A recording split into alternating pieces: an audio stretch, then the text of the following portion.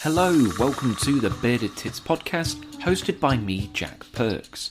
Professionally, I'm a wildlife cameraman, but I dabble in podcasting, and each Tuesday we release an episode as I have a chat with scientists, artists, filmmakers, and passionate people all about nature in a light-hearted and certainly not serious way.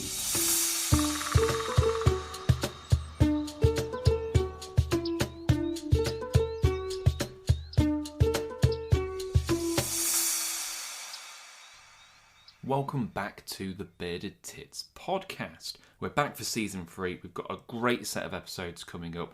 Lots of unusual topics and guests. And the guests aren't that unusual. Well, maybe one or two of them. And it's going to be a great one. So I've tried to go back to what the podcast used to be, which was me talking bollocks to people about things I'd like to talk about. We will still do some outdoor broadcasts on my own where I'm just talking about things I want to find. But I think we're going to try and go back to what we used to be like. It's been lovely to meet so many people during the kind of hiatus as well who said they missed the podcast and really enjoy it. So it's always nice to meet people when they say that, because it makes me think, yeah, I probably should carry on doing this sort of stuff.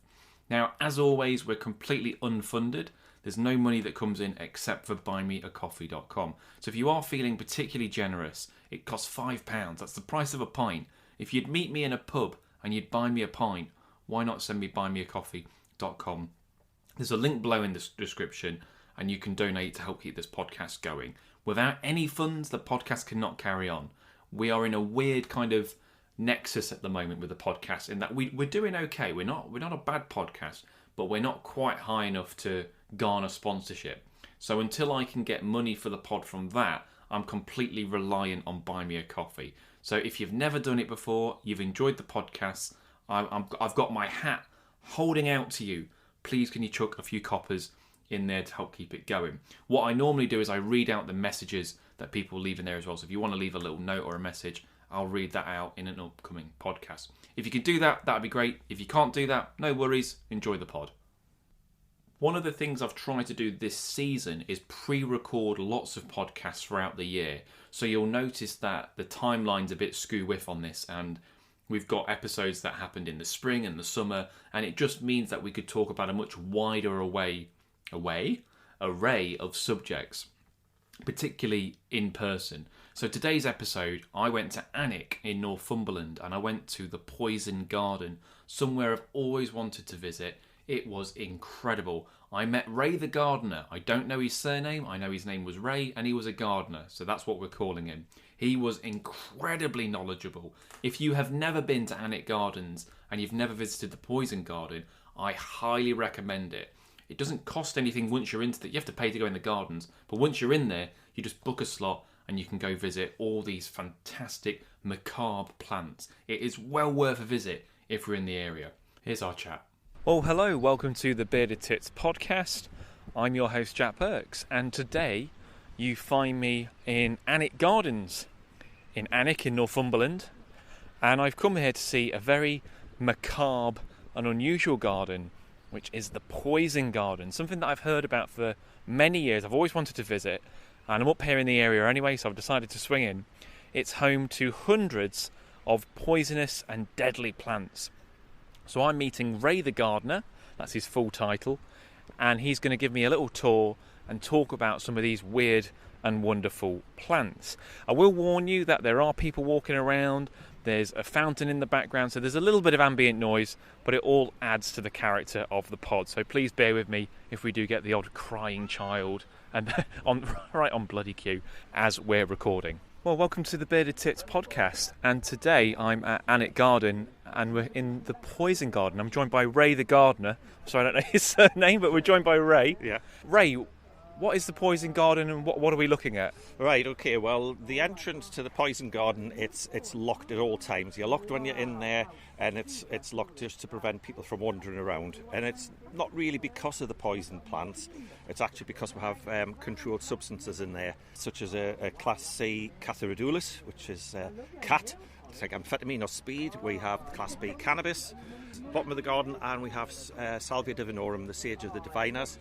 which is under the Psychoactive Substances Act. So we're allowed to grow these under licence from the Home Office as long as they're in cages and as long as everybody's accompanied around the poison garden at all times. So there's a genuine fear someone might come in and try and have a good time with these plants. It's one of those regulations. It's not such a problem with that now. It was in the early days when we did have people coming in to the poison garden were trying to steal the cannabis. Let's wait for the lawnmower and the low-flying plane now. They're normally the... Well, we do get the helicopters and the planes going over there from the nearby airfield. Okay, so yes, we did have a problem with people coming in the early days. However, just about everybody knows someone who knows a phone number, and there's really no need to come in to break into the gardens now because it's that easy to obtain. Okay. So I'm led to believe. Okay.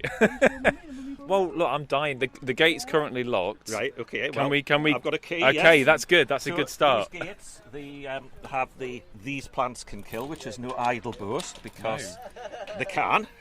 Skull and crossbones on it, which is the crossbones actually going through the skull, which is a symbol of poison. Unlike the pirate flag, which a lot of people sort of associate with that, which is actually the skull more or less sat on top of the crossbones. So there's a difference. So the gates themselves, they were made specially to match the two pillars. So these gates have the poisonous asp, they have poison ivy on it, and on the other side there, just out of view, is the oversized black widow spider. But the pillars are really interesting, so I'm just going to lock it in now. No, we don't want anyone wandering in. There we are with a very theatrical crash. So, down at the bottom there. So they were made at the Regent's Forge in 1823. They were made for the Duke of Northumberland. There's a pair of pillars, there is another pair, and they actually formed a suspension bridge that crossed the River Aln, and it went from the dairy ground to the dairy. So in other words, the Duke of Northumberland at that time went to all this trouble and expense in getting these made basically for suspension bridge for his dairy herd. But you've repurposed them. We've repurposed them, and I'm not too sure where the other two are. And on the top, there is like this archway with the poison garden written on it, which is about sort of 8 foot wide, and two cones, if you like, at the top, where in the autumn time, especially for Halloween, we'll have sort of like flames coming out. Okay. Which is just steam, but with the coloured lights. Wow. And a coffin. A coffin, okay. Yep. Which is donated by a very famous funeral company. So obviously touting for a bit of business, should things go wrong. But what really gives it away its purpose is this slot in here, because we'll open it up. Oh God, what are we going to find? There it is. Oh. Nothing more glamorous than an old catering 10-litre bucket. And it's got some coins in there because it is a collection box. Do you not charge for people to come in them? No, it's all included in the garden ticket price. Oh, okay, that's brilliant. So it's not for the Poison Garden Guides Christmas Party Fund, hand and heart. Okay. It's for this, which is a topic which is actually very dear to the Duchess's heart. And it's because of the Alnwick Gardens Trust's drug awareness work. Right. Because not Northumberland, but the northeast of England has the highest number of drugs-related deaths. Really? Per capita population out the whole of England for about the umpteenth year running. So everything about the garden as a whole is charitable. They don't make a profit, it makes a surplus, so everything goes back into funding projects for the elderly and the elderberries, as we call them here. But the Poison Garden itself, the reason is we actually employ a full-time drugs education officer. So she goes around the schools, goes around the universities even, so we get the first year undergraduates coming in here, and then we can do a special tour tailored for really from kids from the ages of 5 and upwards. So we tell them all about the opium poppies that we're having here, which obviously goes on to make heroin, and the controlled substances that I met before. Just hoping that sort of filters through to them a little bit. Well, what we don't do is we don't stand up and say it's illegal, it's a Class B drug, you'll get a lot of time in prison, because then they've just switched off. Yeah. We tell them the type of cannabis, for instance, that they'll most likely come into contact with, is skunk, and about how that can lead to sort of very serious mental health conditions. Yes, yeah. And we give them the facts, and basically if we get one or two of them thinking, then they can make their own sort of informed choices. Yeah, that's all you can do, I guess, isn't it? Is influence. Absolutely. So what about the history of the garden? Because I literally know nothing about it. So when was it started and who started it? Okay, well, the original garden dates back to the 1750s. Oh, wow. And it was created by a guy called Hugh Smithson, Sir Hugh Smithson. Now, he married one of the Duke's daughters, and basically that line of dukedom, if you like, was going to die out. So he was created the first Duke of Northumberland. At the third creation, the two previous dukedoms had died out. And if the name Smithson rings a bell, then it is because his family is behind the Smithsonian Museum in America, and hence the Smithsonian TV channel.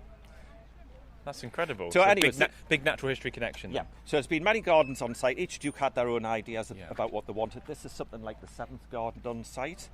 The original garden is something like 2 metres underneath. And this came about because the present Duke and Duchess weren't in line to be Duke and Duchess. They only came to Ralph Percy on the death of his older brother Harry. So he, of course, had the castle to look after. He had Northumberland estates.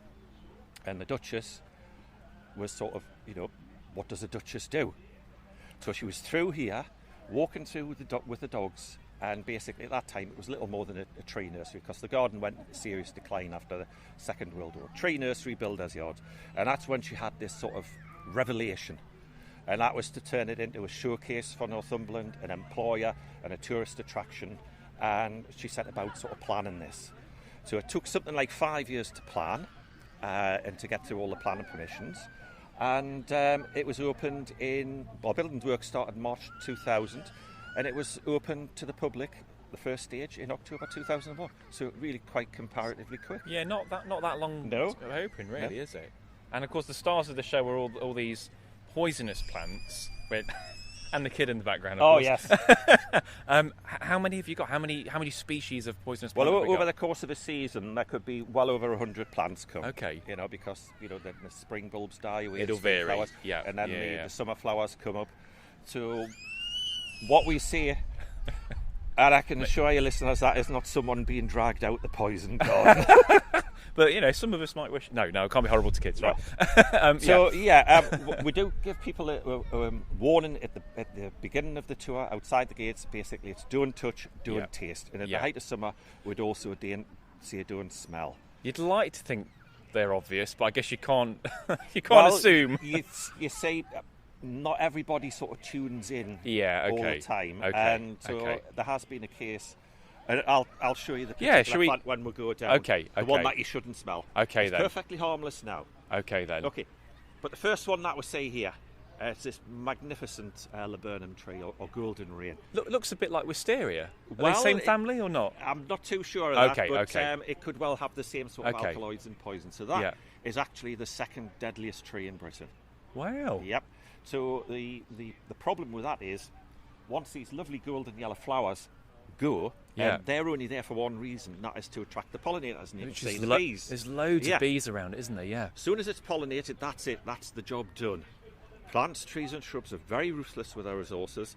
It will drop the flowers and it will start going into reproductive mode, and it'll produce seeds which will grow in little pods, and you can see how low this one grows. Yeah. It is about sort of just 3 foot off the ground. Yeah. So it doesn't need to be a very old child to reach up and pick them, because they do grow, and they're very similar. They look very similar to garden peas, at least to a kid that age. And for a kid that age, 1 or 2 pods worth of those peas, and the child could be vomiting for 12 hours, frothing at the mouth. Wow. And the giveaway with laburnum poison is the pupil in one eye is much larger than the other. It's a medical condition called anisocoria. But it's such an obvious set of symptoms. The last kid to die by eating these seeds was back in the 70s. But the poison that's in this is called cytine. It is a nicotine analogue. That means it's very similar to nicotine, but not identical. But it is similar enough for people to take the leaves of laburnum, dry them and smoke them. And that's okay? You're okay to do that? Or is that going to... I wouldn't recommend it. I'm not a smoker myself. Okay. It has been used in the past. But it's not going to poison them? Well, it depends on your definition of smoking, I guess, isn't it? Absolutely, yeah. I mean, it'll give you all sorts of lung conditions. Yeah, throat conditions. But the thing is, you'll also find cytine in an anti-smoking drug. Oh, wow. And I won't mention its name, but it's a tablet. Okay. And basically, you're taking a very small, carefully controlled dose of a poison. And the effects of that poison, the intoxication of cytine going around your bloodstream, mimics that of nicotine. Wow. But because it's not nicotine, it's sort of addictive. And because it's a tablet, it gets out of the behavioural aspect. It's incredible. Absolutely. But it's incredible. been very popular since Georgian and Victorian times. But what we're finding now is a lot of people are taking them out because the trees are obviously very mature now, and that's starting to grow over walls, into main streets, into next door's gardens, and people are just sort of worried about the consequences. Yeah, that makes sense. I can see a few kind of flowers in full bloom now. I mean, what's the best time of year to visit the poison garden? Well, all year, because I mean, from February onwards, you start getting the snowdrops, and the snowflakes come a little bit after that. A snowdrop? I did not know snowdrops were poisonous. Snowdrops, yes, all spring flowering bulbs are poisonous, and Really? the most poisonous of all is the bluebell. Is that right? Yeah. So they will be fatal if you eat the bulbs, but the thing is, people only become poisoned if they mistake it for something else. So that is why there's not many people who die because of bluebell poisoning. But you'll Right. find people become ill because they've consumed the bulbs of daffodils, because Right. they're large and brown, A bit like an onion. a bit like an onion. And you know that old phrase, the gardener, he's a guy who certainly knows his onions. Well, that may well be because he's got an untidy shed, and he can go in, he knows what his onions are, but if he sends his kid in, or his grandkid, who Yeah. doesn't know, gets one or two daffodil bulbs in, and that will give Is vomiting that where and that diarrhea. came from? That makes a lot of sense. Oh, probably likely where it came from. Probably likely. Yeah, it makes sense. There is another one as well. We've got the willow tree here, Right. which could be the sources of two sort of well-known sayings. Okay. Because in Salix alba, the salicylic acid is in the bark because that prevents the wood-boring insects going in. Yeah. But salicylic acid is also found in warts and verruca treatments, corn plasters, and skin cleansers. Right. But if it's taken orally, it does reduce pain and inflammation because it is the precursor to aspirin, which Right. was synthesised from that in 1897. So prior to that date, people would have to take the bark from the willow tree, literally strip the willow. Right. Okay. So the reason it's in here is because the strength of the acid is unknown, and people didn't really know how much to take. Whether it was a 50p piece worth, an A4 sheet of paper, or a fist size, whatever. So people were overdosing on it. And overdosing on this has the same consequences as aspirin. Thins the blood, inhibits the clotting factor, but can cause gastrointestinal bleeding. Wow. So not a nice way to go if you get a lot of that. But we had somebody in, he was from the travelling community, and he said they use what they call the rule of thumb. Now, we've all heard of the rule of thumb, Yeah. but he actually demonstrated for the benefit of the other guests that were in. So what he did was he put his forearm, if you like, vertical, with the thumb extended, Yeah. and he said to take a strip from the elbow to the tip of the thumb, and then the width of the thumb. And then that's that long strip, about 2 foot. Yeah. Which actually, when you think about it, is really very sustainable because You're not if gonna you kill took the it tree, from are you? around that way, horizontal, it would kill the tree. Yeah. So obviously, they had that, and that was just a general sort of the general rule of thumb. That makes sense. Yeah. It does make sense. I mean, you must get asked this all the time, but is there a deadliest? I mean, how do you quantify what's the deadliest? Well, or- exactly, because when we have kids on the tour, we always say to them, "What does anybody want to know the most poisonous Yeah. plant in the garden?" Yeah. And they go, yes, and I say, right, we've got two. Okay. We've got one. The most deadly plant in the garden is in terms of the number of people killed. Okay. Or the most gruesome way to die. Which one do you want to know? 9 times out of 10, they want to know the most gruesome Of course way they to do. die. Of course Yep. they do. They're children. Yep. So that's a little bit further down. Okay. So We can always come back to other stuff. I'm conscious that we might skip things, but we can always come back on ourselves. okay. Well, this one in the cage here, Okay. and it's a plant that's about maybe sort of 18 inches tall. Lovely sort of red stem on it. Wow. And the leaves on it, which are a bit like a chestnut, if you like. Yeah. Which is quite apt because in the autumn time it will produce sort of little spiky red conker pods, and inside those conker pods are the seeds, and they're the seeds of the castor bean, Ricinus communis. Now that might ring a bell, Ricinus, that is where ricin comes from. It's also Right. where castor oil comes from. So what they used to do was they used to boil the seeds, and the castor oil would float to the top, and that was a bit of a cure-all for everything in the day. In fact, it was even added to a certain brand of motor engine oil, hence that particular name. But if you're a chemist, you have the equipment, you have the know-how, then you can take what's left of that husk, and it will yield 4% ricin. Right. Now that doesn't sound a lot, but we have a plaque on the wall, which is the umbrella murder, and that was of Georgy Markov in London, 1979. The amount of ricin that killed him was the equivalent in size to 2 grains of salt. Jesus. So we got about 15 plants in here, and each plant easily could produce sufficient ricin to kill about 1,000 people. Bloody So there's hell. 1,000 deaths in that cage. It doesn't have to be in a cage. It's not a plant that's illegal to grow.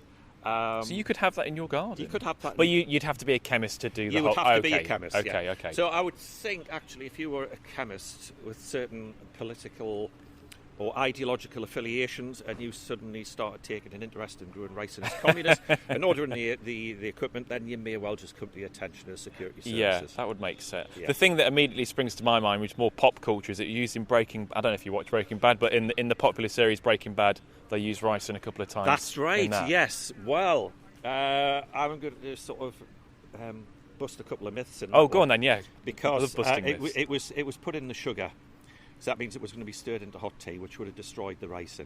And especially, I think it was also put into cigarette. Well, that would definitely destroy it. Right, It has to go okay. into the bloodstream. Hence, Georgy Markov, it was fired into his leg with a pellet, so it went into his bloodstream in that way, and then basically destroyed all the proteins in his body cells. And so basically, he was just, if you like, disintegrating. Yeah. Once it's in you, that's it. There's no cure. So if you've got that, you're gone. Absolutely. Really? Yeah. Wow. Yeah. What a horrific... Yeah, that's the... I vaguely remember the umbrella in a murder. I couldn't remember when it was, but yeah, that's... Well, it's very James Bond style It operation. is, isn't it? Yeah. You know? Yeah. The pellet that was used to be fired into his leg came from a pocket watch. It was only 1.5 millimeters in diameter, laser drilled. And Wow. if you're ever lucky enough to get invited into Scotland Yard's Black Museum, then you can actually see that pellet under a microscope. Wow. That's incredible. So this is the most horrific way to go. No, that's the most numbers. deadly, yeah. Okay, so what's the most horrific? Okay, Well, I'm getting into it now. I mean, we all have our own favourites, but Yeah. this one's my favourite. So, Okay. it's quite prolific. You'll see it a lot on riverbanks. Yeah. The reason it's grown here quite well is because this is the lowest point in the garden. Very Yeah. sandy soil, so there's a lot of water just below the water table. So at the moment, it's only about sort of 2 foot high. Looks very much like it could be growing parsley or Yeah. carrots or something like that. And that is because the water drop hemlock is a member of the carrot family. Okay. So, a couple of cautionary tales on this plant about the dangers of foraging with very little knowledge. So when the plant is about sort of 4 foot tall, it'll produce these white umbellifers, as they're called, and that's where people mistake them for something else. We had one lady in here who mistook the flowers for angelica, and she took a bite of the flower. Not a nibble, but a bite. In the poison No, garden? not in here. This Oh, is I was going to say, no. if there's one place you don't take a No. bite of a plant, it's the poison No, garden. sorry. So these are No, all okay. external. Okay, sorry. Yeah, So go on. she took a bite, and that numbed her throat for 20 minutes. But more deadly was a family that went camping. This was in the Scottish newspapers about sort of 6 or 7 years ago. And they went foraging on the basis that everything found out in the countryside is natural, healthy, wholesome and harmless. Well, it's not. And in fact, this particular plant in Northern Ireland is called the poisonous parsnip because the root does look very much like a parsnip. Right. And this family found it, took it home, took it to the camper van, tent, chopped it up, put it in the evening curry. Thank goodness somebody didn't like that curry and was able to get them help, because had they not, this is what would have happened. It paralyses you in exactly the same way and kills you exactly the same way as Socrates was killed, but he was using the less poisonous poison hemlock. Right. This, believe it or not, is even more poisonous. So it poisons your leg, paralyses your leg. So first of all, they wouldn't have been able to move. Right. They wouldn't have been able to walk to help. Then it would have paralysed their arms, so they wouldn't be able to use their phone. Paralysed their voice, they wouldn't have been able to shout for help. And that is only the first 3 hours. The remaining 3 hours of their life, they would just be sitting there waiting to die as one by one all their internal organs start shutting down. Oh. And they would be having an extremely heightened sense of awareness as what happens, because some of the alkaloids in there sort of, put the brain on sort of overdrive, if you like. Yeah. So you're fully aware that you're going to die, and there's nothing that you can do about it. What happens is you get that much pain, you're actually drawn up into a ball because, the pain is so extreme, and you're really curled up in like a fetal position. And when they find you, they will have to literally snap tendons and ligaments to straighten you out, to put you in the coffin. Jeez. And what's really gruesome is that the muscles on your face will be drawn in, and you'll die with a horrible rictus grin on your face. Wow. That's incredible, isn't it? So that is, in my opinion, the most dangerous plant. Quite creepy. It's a very creepy way to go, isn't it? Yeah. I think what's surprising is I was expecting to see like lots of tropical things and weird, but a lot of this I'm recognising like, oh, I've in fact, some of it I've got in my own garden, like foxgloves. I'm seeing foxgloves pop up. I've got those in my garden. You know, it's incredible how much of this is presumably quite a few native British plants here, is there? Well, or plants you find in the UK. Absolutely, anyway. yeah. I mean, we've most of the plants are native to Britain. The most sort of recent income to Britain is giant hogweed, which has only been in the past 200 years. So you got that in the garden? We've got that in the garden. Because I spend a lot of time by rivers, so I'm always very conscious of dodging. I'll be able to give you one tip as to how to recognise it. Oh, okay, that'd be very helpful. The thing about giant hogweed is, wow, that is also a member of the carrot family as well, believe it or not. It's I mean, it's got giant in the name, so it's probably a big clue, but that is enormous. Yes. So the thing about giant hogweed is it's very easy to recognise when it's giant. Yeah. So we're talking about, twice the height of an adult. Wow. So that very easy to give it away. But the thing is, when it's young and when it's about a year old, they'll not all be like that. I mean, this really is a magnificent specimen. It's a beautiful plant, but yeah. It actually exudes a bit menace, I think. Yeah. But you say, again, people get attacked, if you like, by it because they mistake it for cow parsley. Yeah. Which you find down any typical British country lane. There are differences, of course, but people who aren't aware of this and see something like this, then they could well walk through it. And if you notice the stems, they have like little whiskers on them. Yeah, quite hairy. Yeah. So those are like the stings that you find on nettles. And they're made of like a silica type material. So even just brushing against that's going to hurt. Well, what it does is it'll snap the end and it'll create a jagged edge. Right. And that's what punctures the skin. Because they're hollow, like the needle of a hypodermic syringe, you'll be injected with a very actually sophisticated poison. It's a poison that actually changes the DNA on your skin very locally so that your skin is unable to protect itself from ultraviolet light. So the burns and blisters that you get from that is caused by severe sunburn. Now it takes your skin several years to repair, so during that period of recovery you would have to have those wounds totally covered. Otherwise you get the burns and blisters all over again. Did you say years to repair? Yes. My God, so you could just be taking a casual walk, maybe walking your dog or something, brush against that, and that is years of your life affected by one plant. That's right, yes. It's incredible. And so it's not the sap or anything inside then?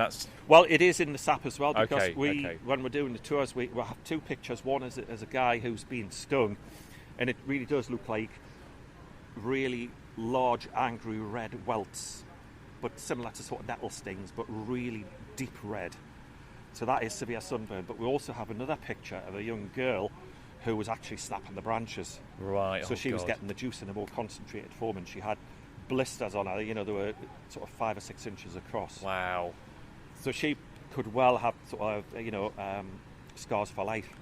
That's incredible. But yeah, it's not just humans that get attacked by this, dogs as well.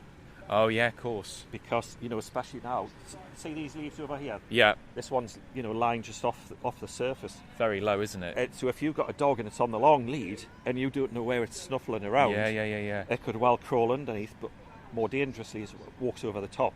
The belly. Dogs have very little fur on their bellies. Last year was a good year for giant hogweed, bad year for everybody else. We heard a lot of horrible stories where dogs had to be put down. Oh, it's that bad? Oh, yeah. Oh. Well, they get exactly the same burns and blisters. Yeah. A greater portion of their body area. Wow. Now, the one that's next to it here, rhododendron. Yeah, that's quite a common garden plant, absolutely. Isn't it? Yeah. One of the 3 biggest killers of domestic livestock in Britain, along with the yew tree and the cherry laurel. But the rhododendron is one of the few plants that can make ruminants truly vomit. So we're talking about sheep, goats, cattle. Because ruminants, as you may or may not know, have several stomachs. Yep. They tend to regurgitate their food. And it's very rare that a farmer sees their livestock being ill in that respect. Yeah. However, if they've had access to rhododendron, and they'll only eat it as a sort of food of last resort, they will vomit. Wow. But according to a farmer friend of mine, the results will be explosive. I bet. Now, it has a toxin in it which is present in all parts of the plant and also in the pollen. So that means any bees that make honey entirely from the flowers of rhododendron, that honey will be poisonous. But it's poisonous in a psychoactive way. So much so that in Turkey, modern-day Turkey, it's actually sold. It's called Delibal, which translates roughly into raving honey.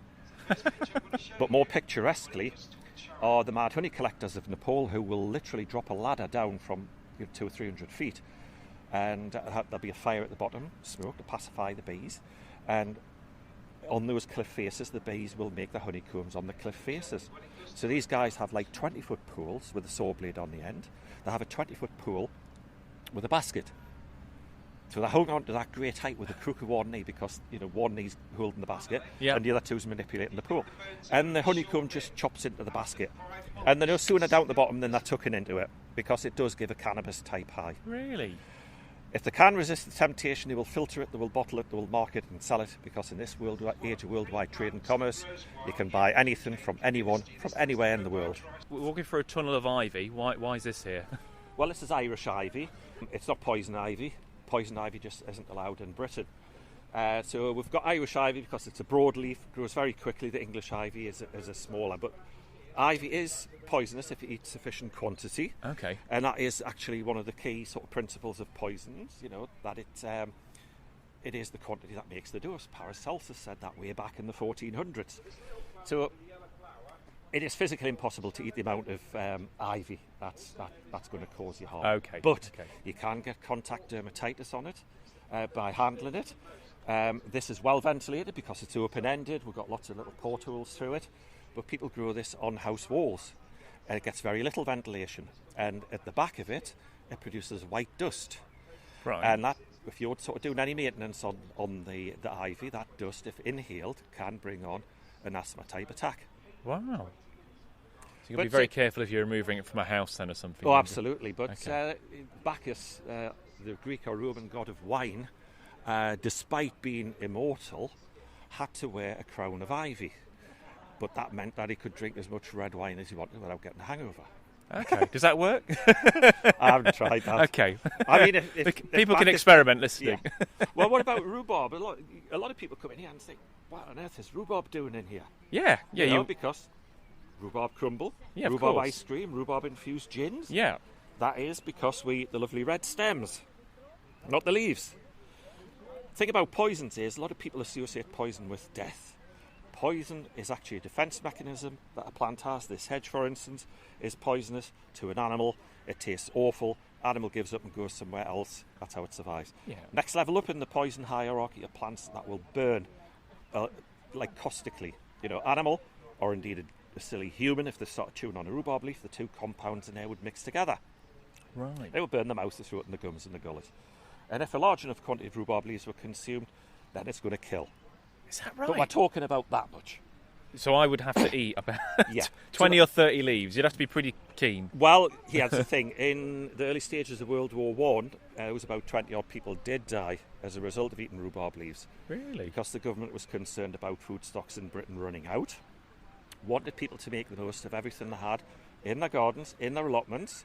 And one of the recommendations that they put out into this leaflet was that the rhubarb leaf would make a fantastic replacement for cabbage or spinach. Because it looks innocent, as far as a leaf can look. Absolutely, yes. It looks innocent, So doesn't it? the act of boiling it was washing out one of the two components, so people weren't getting that burning sensation to indicate something was wrong. However, it was the nastier of the two substances that remained, which is called oxalic acid.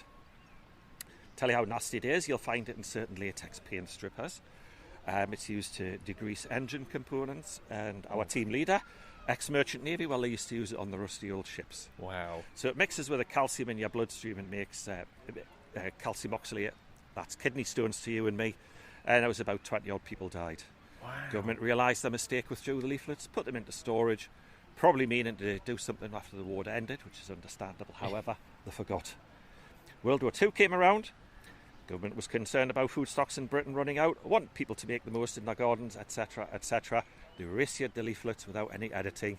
It was only when the death started coming back in. Oh, God. They realised just death what a by mistake typo, basically. Yeah. So here's the thing. All gardeners will know you cut the rhubarb leaf off and then snap it off at the base. You don't snap it off at the base and then take it all down to the kitchen, because if you do, the poisons, if you like, from the rhubarb leaf will migrate back down into Oh, the I stem. didn't know that. Okay. Never pick rhubarb as well after a frost. Same thing. Poisons. It reabsorbs. The plant thinks it's dying, so it withdraws, and that oxalic acid will go down into the stem. Wow. Because I've got rhubarb growing next to my pond because I wanted to get Gunnera. Oh, yes. That goes a bit too. I love it, but it goes bonkers. I thought, oh, rhubarb's a nice little. I'll keep an eye on it. Well, now. that's perfectly harmless. I mean, I'm making some rhubarb wine and some rhubarb beer at the moment. Rhubarb beer. Oh, yes. Oh, we should have done sampling during this. This might be a little bit early, but it's 5 o'clock somewhere. Well, there's quite a few plants in here that have been used in the past to make primitive beers. Yeah. Is that that's a side hustle, is it, Ray? Well, I mean... You get nettle beer, can't you, and things like that? You can. Yeah. You could nettle soup, and they also used to use it for the fibres. Yeah. But in the 1500s in Germany, they brought in the Bavarian beer laws, which said you could only make beer with malt, barley and hops. Okay. Prior to that, people weren't using hops. They were using all sorts of other types of herbage to act as a bittering agent and a bactericide. And one of them is mugwort. That's a fairly harmless plant, but we've got absinthe, which is wormwood, which if you like, it's its cousin. That was used to make absinthe. Right, of course. Because both plants contain the same sort of compounds, the thujon, which is an oil which is supposed to be slightly psychoactive. But mugwort is also used, people dry it, they smoke it, make a tea with it, or I made some mugwort beer. Right. And mugwort is the one that's favoured by witches because it does facilitate dream working. Wow. It's slightly psychoactive then. It's sort of giving you some funky dreams. And well, we have a one further down which is called henbane, which is in the same family as belladonna, which is deadly nightshade. And that was used to make beer. In fact, in Germany, henbane is called Pilsenkraut, and that is where the Pilsner comes from, Pilsen. So that was used to make beer. So you do get a beer which is, 4, 5, 6% proof, but you're also getting the active compounds, which is called hyoscyamin, in the from the henbane. So beer that gets you drunk and a little bit high. But apparently also it makes you thirsty as well. Because hyoscine, those sort of alkaloids actually dry your saliva out, which is why they use medicinally for that purpose. So basically it's put into beer. It's like the old barman's trick about putting peanuts or roast potatoes on the bar to get people thirsty. Wow. So there's 1 or 2 nettles here. Yeah. Have they creeped their way in, or have you? No, they're deliberately in here. They're deliberately in. Okay. So a nettle's actually a venomous plant rather than a poisonous plant. One of my pet hates is when people mix us up, but I'll let you explain the difference. But I really don't like when people say poisonous snakes, because there are no poisonous snakes. That's right, yes. They're all venomous. But go on, I'll let you... So the venomous just means, in a bit like the giant hogweed, that the toxin goes in through the surface of your skin. Okay. Hence the similarity to a snake bite. Okay.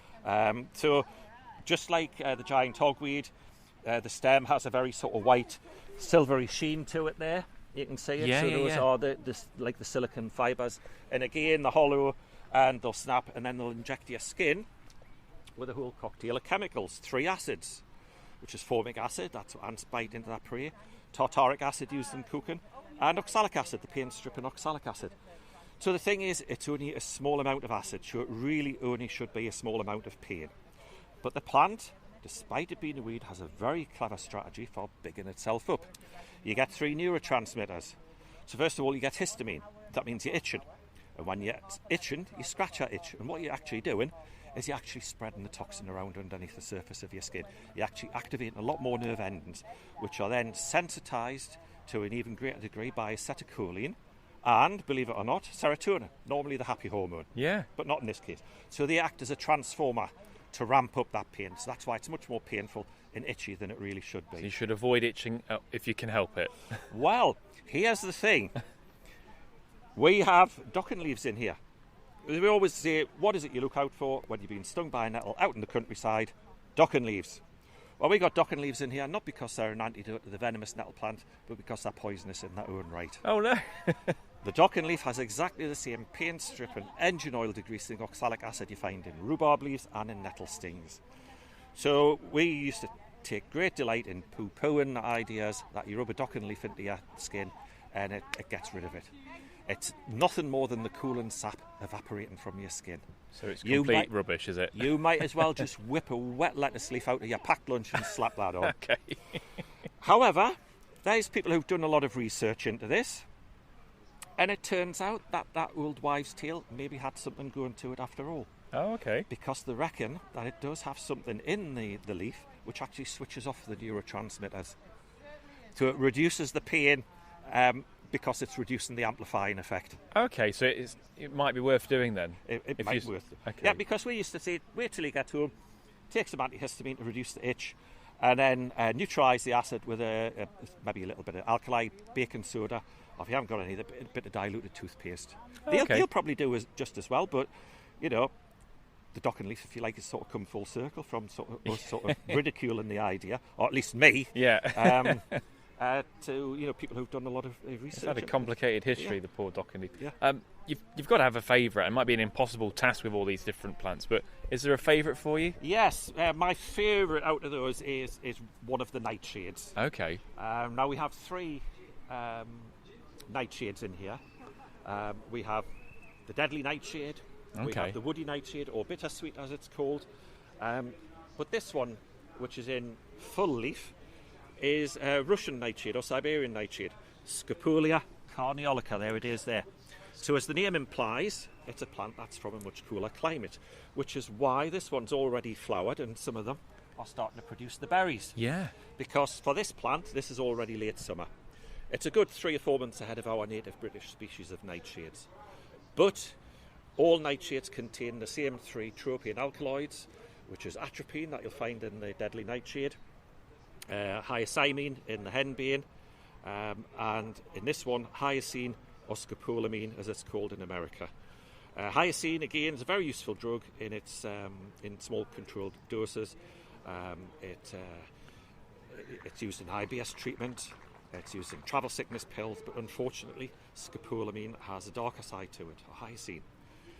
Back in the 1900s, and I kid you not, it was a Dr. House over in America discovered that people under the influence of hyoscine or scopolamine, they actually lost all sort of free will. It puts you into like a twilight sleep.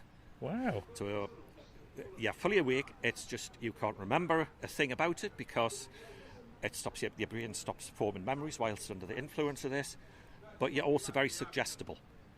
And you say things that you probably imagine, which is why it wasn't very successful as a truth serum, given to spies during the Cold War as well, to get them to spill the beans.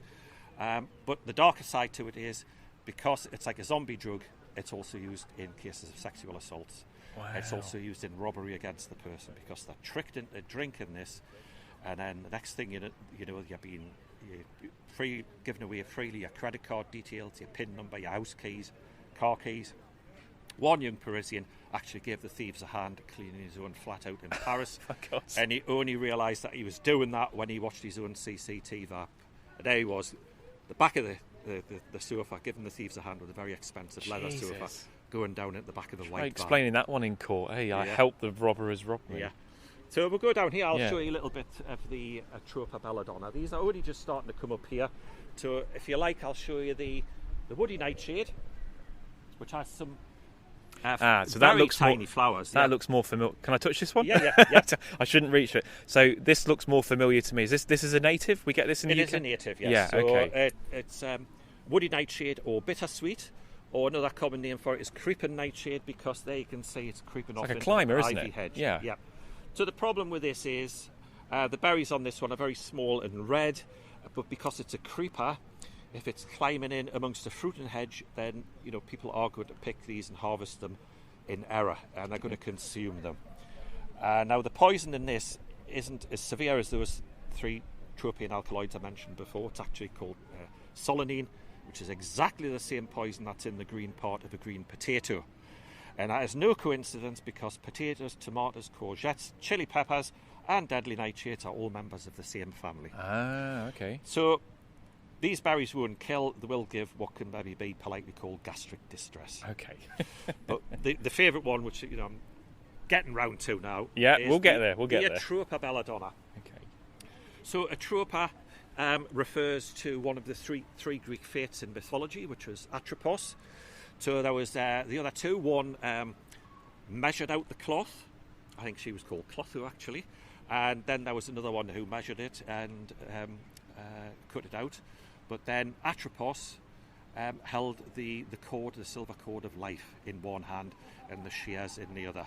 So it was her that decided when your time was up, which is actually really quite appropriate with belladonna, because the berries on that plant are very large, very black, very shiny, very juicy looking, very poisonous, but actually very cruelly sweet.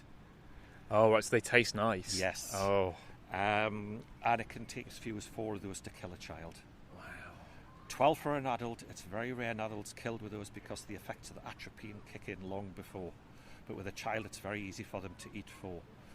So the first thing that would happen is it would dilate their pupils that wide that it would be very painful for them to see. Berry number 2 kicks in, the heart rate goes up because that's what atropine does. That's why it's used in cardiac crises. If adrenaline doesn't work, he'll be given a shot of atropine. And atropine actually saved the lives of Skripals, father and daughter, when they were attacked with Novichok several years ago. So by this time, the kid's in severe distress. Not only that, if there's anybody with them, they will notice that the kid's skin starts turning red and hot. But then atropine will also start affecting their perception. So they'll be seeing things that aren't there. They'll be blinded, they'll be running into trees, they'll be falling over ravines. So if the kid is on their own, then unfortunately that's it, curtains. And the thing is, it does speed the heart rate up that much that the 2 rhythms of the heart, if you like, get out of sync, and that can cause heart failure. Wow. So, but again, it's used by opticians in the past. It's used in cases of astigmatism. It's used, in fact, the troops in both Gulf Wars used to carry atropine EpiPens in case they were ever attacked by chemical, nuclear or biological weapons, because those sort of weapons slow the heart rate down, so they would sort of inject themselves. That would speed the heart rate up and give them a chance to survive. I think what's fascinating is how many of these are double-edged swords, where they've got the deadly side, but they've also got medicinal uses on the other side as well. Yeah, that is correct. Yes, yeah. It's just the plants that we have in here. This is the raw form, if you like. Yeah. Because we have plants in here that were used to treat gout in the past. Yeah. We have plants in here that that are now used to treat cancers, different types of cancers, or plants grown aboard sailing ships because the leaves are very high in vitamin C to ward off scurvy. But unfortunately, you're getting all the other alkaloids in it as well, so you're getting all the other poisons, and that was what was killing people. I guess it's important to note as well that it's the human interaction that makes them deadly, not the plants themselves. That's right. You know, these could be in your garden or wherever, and you can enjoy them. Just don't touch or eat them, and you should be okay. Yes, indeed. As somebody said, animals can move, plants can't. Plants just don't want to be eaten. Yeah. I would suggest that plants that are eaten, like lettuce, strawberries, they've probably had all the harmful material bred out of them. Because they don't want to, This one here, it says wolfsbane. Oh, okay. This is the one that we don't want you to touch because you can actually absorb the aconite poison merely by touching it, by handling the plant, because your skin always has a barrier of moisture, your sweat, if you like, perspiration, and the poison, the aconite, will transfer transdermally and get into your blood skin. And in the past, it has killed people. Wow. Merely by working amongst it. So when you're dealing with it, do you have to fully kind of PPE up, Certainly do with the henbane. Yeah. Not the henbane, the hogweed. Yes. The gardeners come in. Yeah. And actually, it's really good sort of marketing opportunity because they are in the full white hazmat gear and the goggles and the gloves. It's incredible. I mean, I could listen to this all day. It's absolutely phenomenal. But if people want to come and visit, it's just a case of coming to the Annick Garden. The Annick Gardens, yes, and the Poison Garden is included in your garden ticket price. We do tours on the hour, on the half hour. There are occasions where we may have to close down, like we've got a wedding, which is up in the nearby arbour. So obviously when the bride and groom are up there exchanging their vows, the last thing they want to hear while sort of saying that I do's is hearing about horrible ways to die. So out of a courtesy, we sort of put off it. That's very good of you all. Look, Ray, I appreciate you taking the time. This has been fantastic. Really enjoyed seeing all this. Good. That was Ray the Gardener. I love referring. It's sort of like Game of Thrones, isn't it? You got sort of a title. He was brilliant. He was so enthusiastic. What he didn't know about those plants wasn't worth knowing. He was so knowledgeable on all the ins and outs of those different species. If you've up that way, definitely worth a visit. It's also where a lot of Harry Potter was filmed in Alnwick Castle. If anyone is a big Potterhead, a lot of that was filmed there as well. So he was absolutely brilliant. In next week's episode, I'm joined by Indy Green, who's been on the pod before, a local birding legend, and he takes me out for a dawn chorus, something that I've never done before. We head into Sherwood Forest and we go to try and listen for lots of unusual and rare birds at a very ungodly hour in the morning. Indy, as ever, was incredibly keen. I really enjoyed it, and you'll find out what we found in next week's episode. If you remember, episodes are released every Tuesday each week. And if you can follow us on social media, that helps massively. We are on YouTube as well. All the episodes are uploaded to the YouTube channel, Wildlife Exposed TV. So if we do these via Zoom and you want to watch the videos, you can find them there. If you want to see more of the stuff I do on YouTube, that's Jack Perks Wildlife Media. If you can't pay for anything on like buymeacoffee.com, one thing that you can do that does help me is subscribe to my YouTube channel. It's growing steadily. I'm on nearly 12,000 subscribers, which is starting to look respectable. And I'm thinking about shifting more to doing YouTube content, but I need more subscribers to sort of justify doing it, if that makes sense. So if you enjoy the pod, you'll probably enjoy my YouTube stuff as well. So I would encourage you to head over there and subscribe to Jack Perks Wildlife Media and to Wildlife Exposed TV, where we put extra bonus pod content. This has been the Bearded Tits podcast. I've been your host, Jack Perks, and I'll see you next Tuesday. Cheers.